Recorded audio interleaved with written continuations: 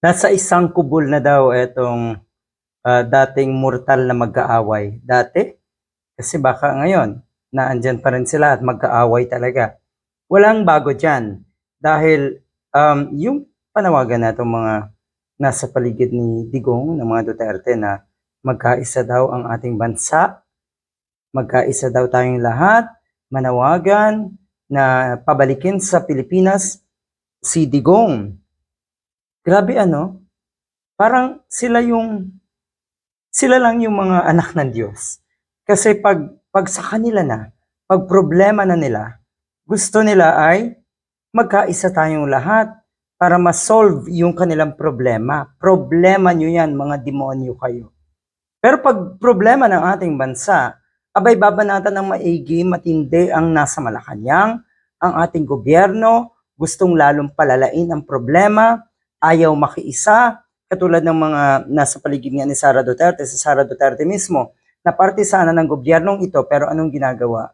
Binabatak at gustong ibagsak ang gobyerno.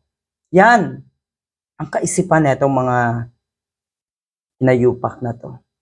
Gusto nyo makiisa ang taong bayan kung ang apektado na ay kayo.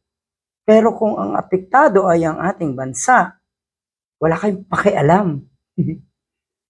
Litsugas na to. O etong dalawa, nagbabangayan ngayon or dati, na sa tingin ko hindi pa tapos ang bangayan, etong dalawang ito. So pareho na sila daw na nasa isang kubol. Pareho na nasa poder o dikit na ng dikit kay Sara Duterte. Magkakaroon ba ng reconciliation etong mga ito? Eto si Guanzon at etong si Cardema.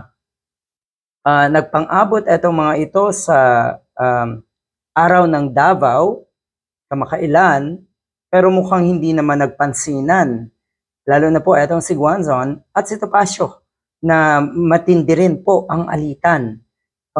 Akala siguro ni Guanzon, ganun kadali na ikaw ay mapabilang sa mga ganitong klaseng tao. Hindi, dadaan ka talaga sa butas ng karayom. Kaya nga nagsusumikap etong si Guanzon, nagpapakasama, nagpapakademonyo, para katanggap-tanggap, para sa mga Duterte, at sa mga diehard. Ang saklap.